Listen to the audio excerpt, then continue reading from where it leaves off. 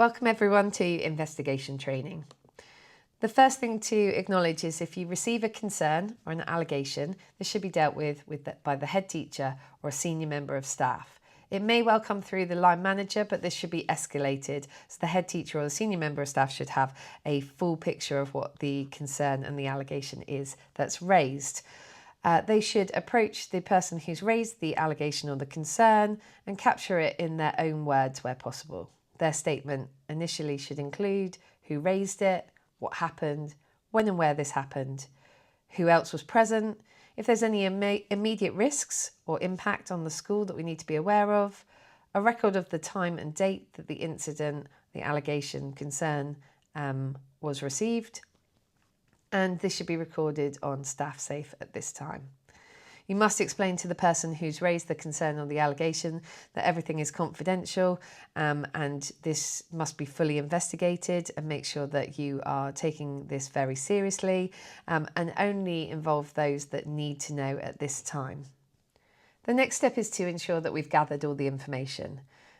There's some common misconceptions about whether we are investigating or not at this point. This is not the investigation.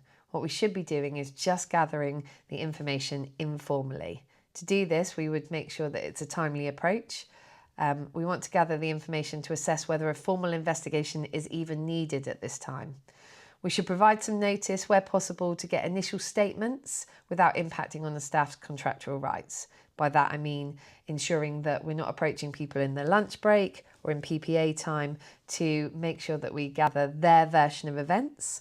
The reason that we ask for it to be timely is because we want it to remain fresh in people's minds, to be able to give us a higher level of accuracy from that information gathered.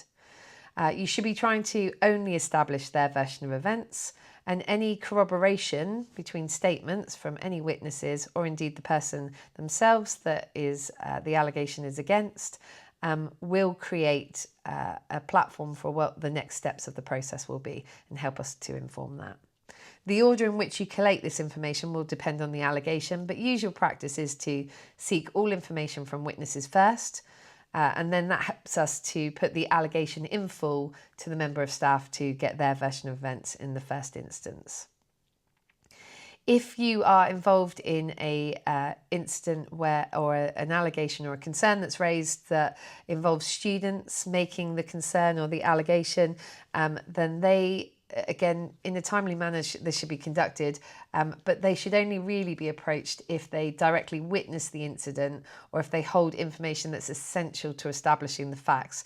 We shouldn't be openly approaching students to try and gather information that might not be appropriate for this investigation, if it goes to investigation.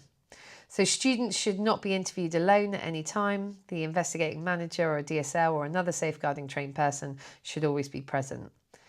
Remember, at this stage, everything is completely informal, so there is no right to representation for any of the witnesses or for the member of staff, because all we're effectively doing at this point in time is getting their version of events, what happened, before we are going to present that information and agree whether we decide to take it through to a formal investigation or not. Confidentiality is of the utmost importance, both for students and for our witnesses and for the person who maybe the allegation or concern is raised against. To make sure that you are informing that, there is a stock answer on these slides that says something, you should be saying something like, to protect the integrity of the investigation, you must not discuss this interview with anyone else. Breaching confidentiality may be treated as a disciplinary matter. So effectively, people who don't need to know about this shouldn't be informed, and we shouldn't be informally sharing this information at any point in time. Other information that you are gathering at this very informal stage might be things like CCTV footage, documents, any information that's been recorded by others on Staff Safe, parental, community, stakeholder complaints, that might be how it's escalated or come in, and any relevant documents, policies that you think is going to inform whether or not this might go through to investigation. At this stage, remember, we are only gathering the information that is available to us to make that decision. So next steps. we need to assess the concern or the allegation and to determine whether it actually requires a formal investigation. So all of the information that you've just gathered in the previous area where we've talked about people's versions of events, you're looking for crossover, corroboration, the balance of probability. Is it likely to have taken place? Is it likely to have happened? And this will help determine whether we investigate. There are a few things to consider that almost happen simultaneously whilst you're assessing this concern. As the information that you gather and comes back, you need to be discussing with people services or a member of ELT whether you feel that there are any safeguarding risks and whether this meets threshold. The school will then need to inform LADA if you feel it does meet threshold, and this happens at the same time. Whether there are any health and safety risks and whether we need to be thinking about putting in restrictions on areas or where they should be, or making sure that the information for people, advising them of where they can and can't be because of health and safety risks. And probably the one that you might come across the most is whether a suspension is necessary. So the regulations have changed quite considerably over the years, and we don't suspend people without due process. The idea of suspending somebody is to protect the integrity of the process, or indeed the individuals themselves, both the witnesses, the person who's raised the allegation, or the individual whose the allegation is against. However, there is an absolute assessment that you need to go through before we make those decisions of whether we are suspending, and you can find that document in the resources available.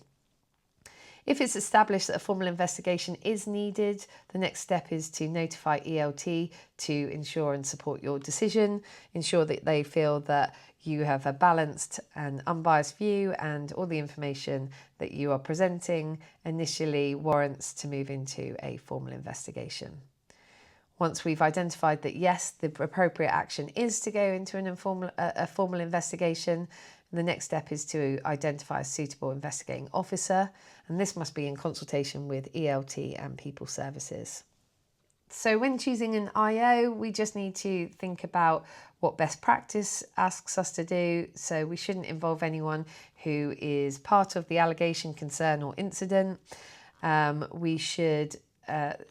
This person should not be connected to the witnesses or connected to the people involved in any way, no conflict of interest.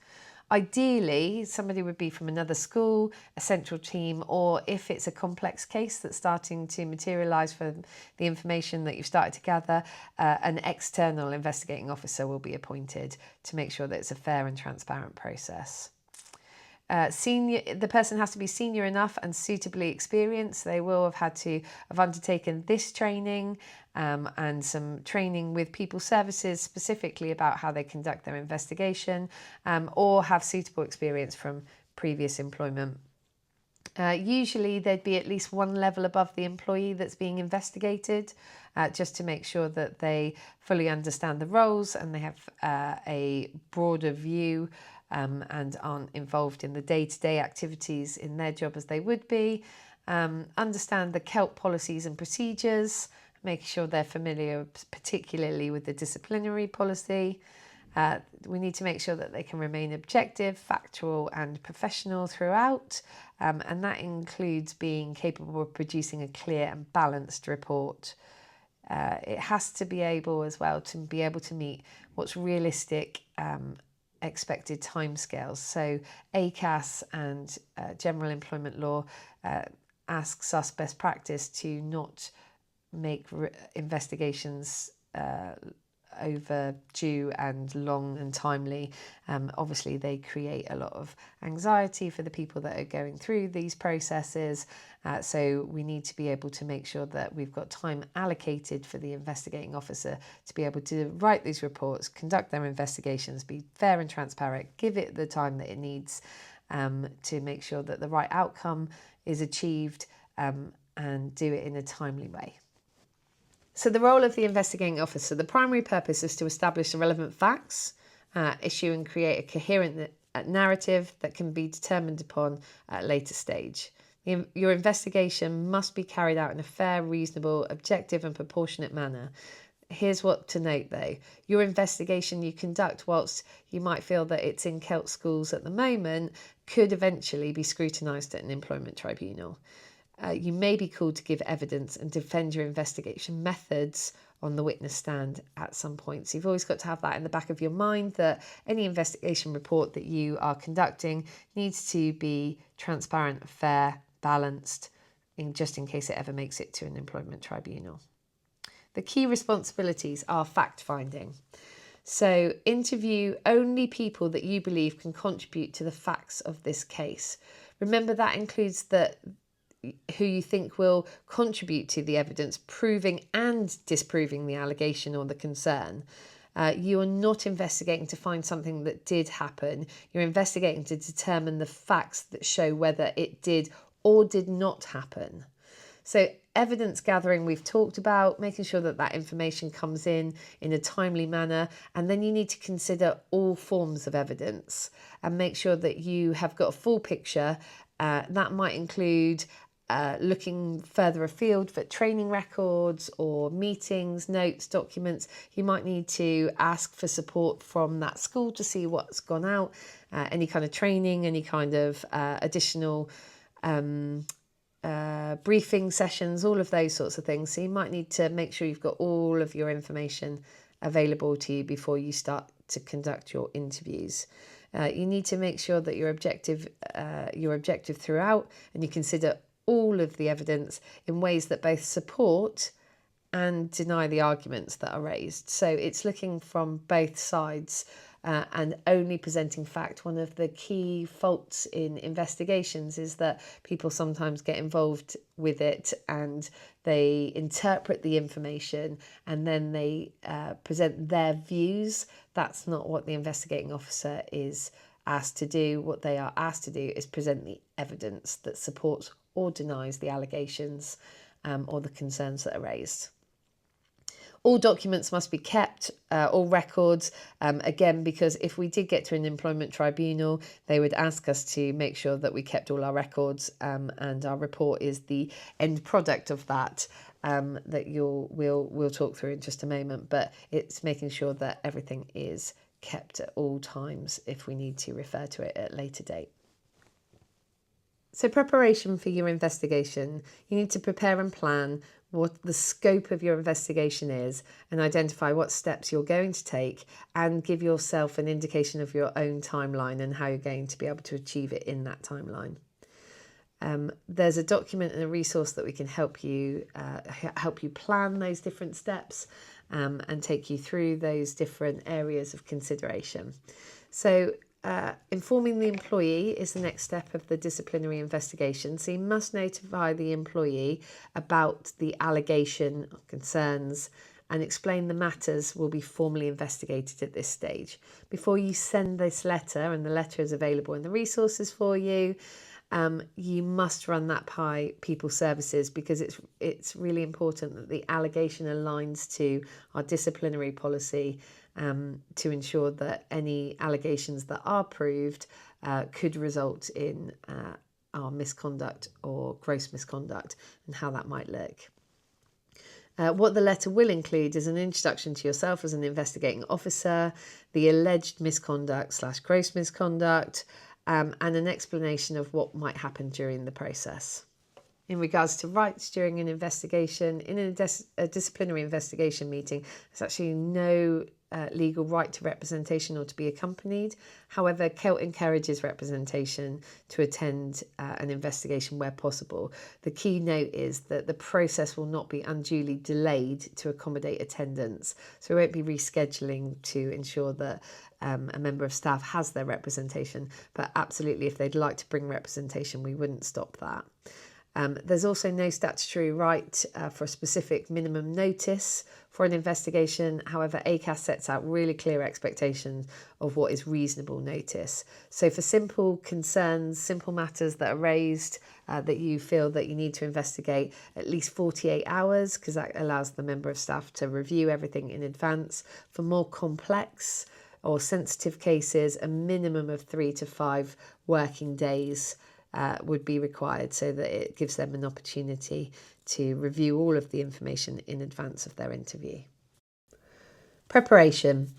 In misconduct cases, you would normally interview the employee who is subject to the investigation last, and take them through what each of the witnesses have asked for as their to get their response to the witness statements. However, you don't have to follow that order if you thought it was better to investigate the employee first that's subject to the investigation. Entirely up to you, but you then might have to create more work and revisit the witness statements after, back with the employee. It's important that the employee is given a full opportunity to defend themselves against any allegations, and questioning plays an important part in this. So when we talk about preparation, it's not only a preparation of what things might you consider and a plan of how you might execute that, timescales, but it's also exactly what kind of information you might need to interview each person. So for the witness, we've got letters that we can write out to the witnesses to invite them in, and also scripts for both interviews for those that the investigation is against and also the witnesses.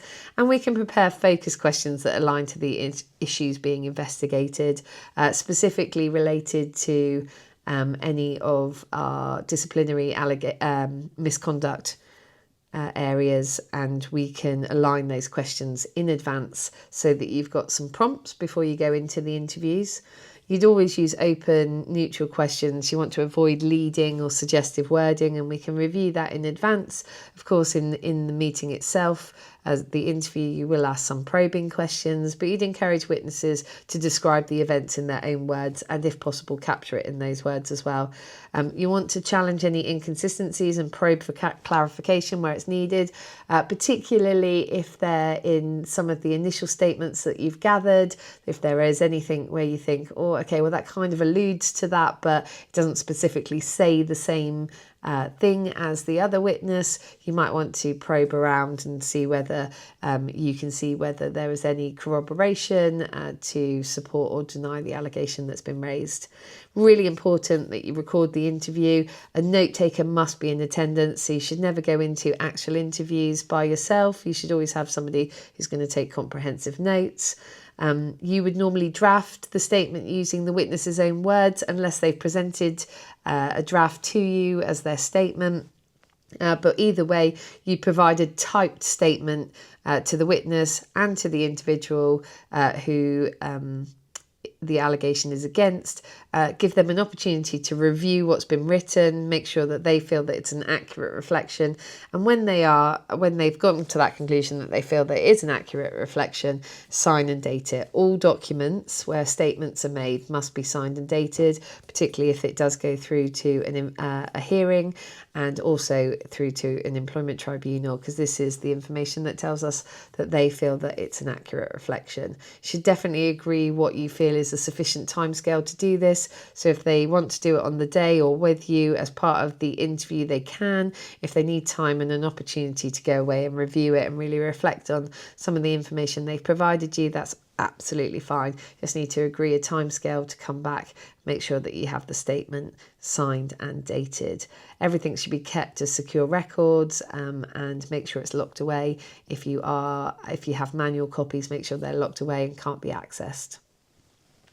So once you've gathered all your information and you've interviewed witnesses and the employee that the allegation has been raised against, at this point you'll be writing your report. So your investigation report is the information, the narrative that identifies what evidence you're going to present that either denies or supports the allegations that have been raised. So once you've completed your investigation, there is a CELT template which you can find in the resources and an example template of what a good investigation might look like.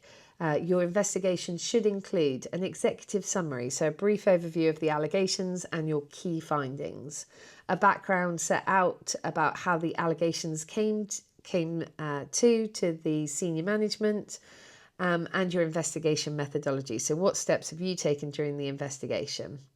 The evidence summary will be the most comprehensive part, and it will have an overview of all the information and all the evidence you've gathered. And your witness statements will be a summary of the key witness evidence that supports or denies the allegations. The findings for each allegation, you will set out the relevant facts and whether they are in dispute or not. This will link directly to the evidence and where the facts are shown and cross-reference using any appendices. So that's where you'll bring in your appendices and align to this report. Your appendices will be part of that. You'll draw your conclusions on each of the allegations or allegation that is made, and your assessment for each allegation will be based on purely the balance of probability. So here's the factual information, this is what it says, and this is the balance of probability. All supporting documentation must be submitted. So anything you've used for your report, for your investigation in whole, for your interviews, all of that information has to be submitted in one document. Your report itself can only have 3 possible recommendations. Again, this is maybe one of the areas that we see that's a little flawed. So some people feel that they are drawing the conclusion of what they think the outcome should be, given the evidence and information that they've presented. That is not your role as an investigating officer.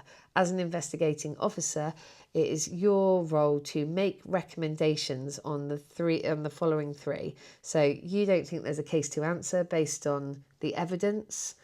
There is some sort of informal action, maybe training or support, expectations and guidance that might be put in to support that member of staff, or that you recommend it goes to a disciplinary hearing. It's not for you to say whether what the outcome of that disciplinary hearing could look like, but just that it was recommended that it goes to hearing. Your report is always sent to the head teacher or service lead, except if they are subject to the allegation itself or have been involved in any part of the case and may present a bias. If that was the case, you'd need to escalate directly to ELT. The report should also always be benchmarked for trust consistency by either the Director of Inclusion or the Director of Insights and Strategy. So assuming that your recommendation may have been that it goes to hearing, there is a role to play the investigating officer at the hearing. So a pack including your report will be sent to the employee and their representative in advance of the hearing and indeed to the panel. As the investigating officer, you will be required to present the investigation findings to the hearing panel, explain your methodology and approach, answer questions about your investigation, clarify any aspects of your report, and respond to challenges from the employee or their representative. A script and training will be fully provided if it does escalate to a hearing and you'll need support for that. So we'll make sure that you've got all of that in advance. Obviously, they'd be based purely on your report, so there's no general resources that we can use, but we would make sure people services to support the investigating officer before they attended the hearing itself. The panel will ultimately decide the outcome of the hearing, and the employee will be provided this in writing.